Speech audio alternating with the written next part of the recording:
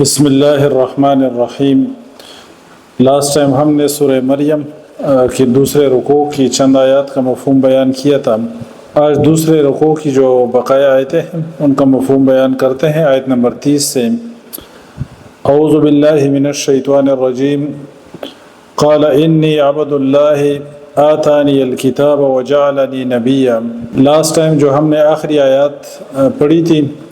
اس کا مفہوم یہ ہے کہ مریم علیہ السلام آتی ہیں بچے کو لے کے، اللہ تعالیٰ کے حکم سے جبرائیل علیہ السلام نے جس طرح ان کو بتایا تھا تو وہ بچے کو لے کے آتی ہے اور لوگ بولنا شروع ہوتے ہیں کہ یہ تو نے بہت برا کام کیا، اور نہ تیرا باپ برا آدمی تھا اور نہ تیری ماں بدکار تھی،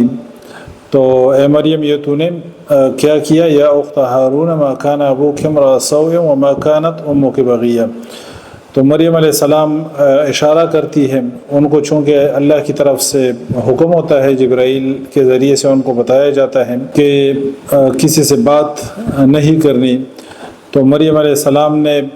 اشارہ کیا، فاشارت الیہ، اس نے اشارہ کیا اس کی طرف، یعنی عیسیٰ علیہ السلام کی طرف، یعنی جو کہ بھی بچہ تھا گود میں تھا اس کی طرف مریم علیہ السلام اشارہ کرتی ہیں۔ تو انہوں نے کہا کہ ہم گود کے بچے سے ہم کیسے بات کریں؟ تو آج جو ہم آیات بیان کر رہے ہیں اس میں یہ بیان ہے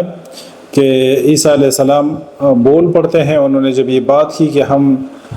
گود کے بچے سے ہم کیسے بات کریں،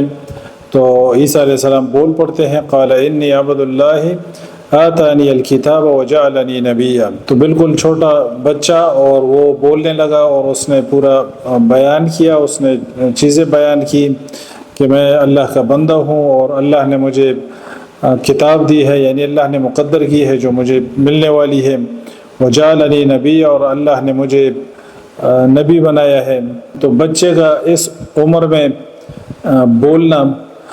یہ معجزانہ طور پہ تھا، اور اس سے سمجھنے والے سمجھ سکتے تھے کہ یہ ایک معجزہ ہے کہ چھوٹا بچہ اگر بول رہا ہے، تو پھر اس بات کو بھی مان لینا چاہیے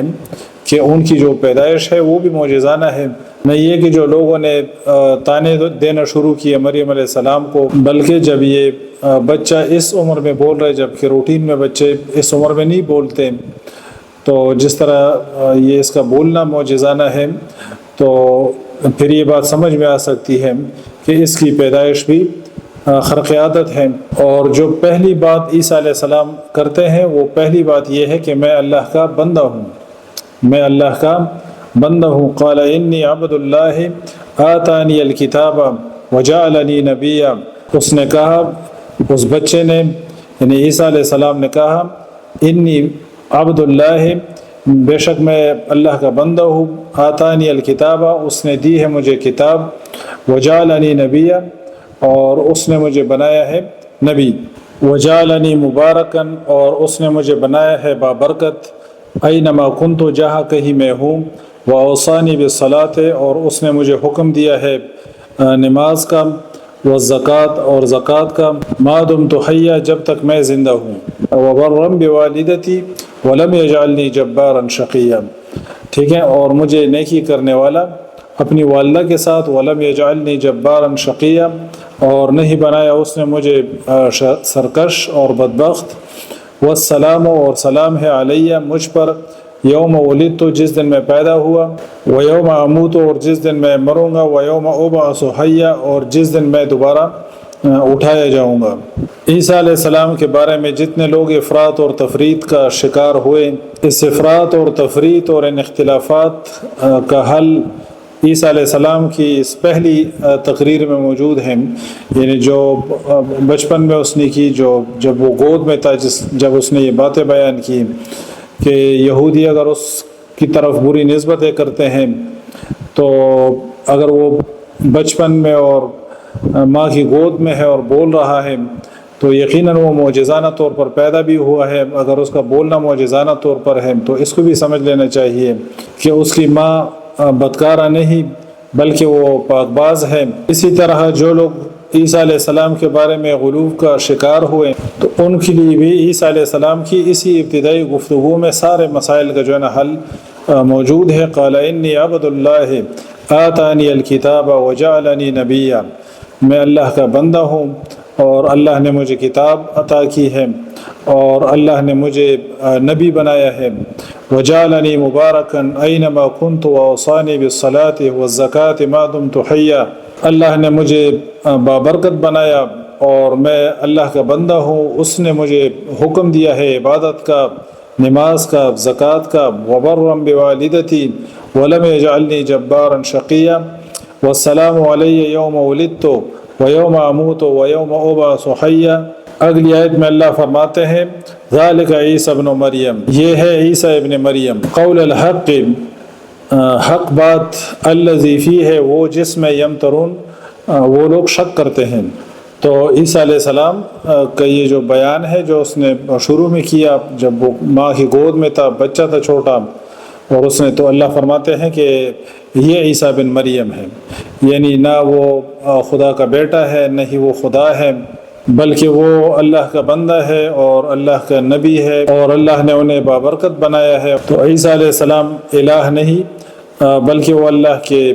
بندے ہیں اور اللہ کے نبی ہیں۔ ما کان للہ،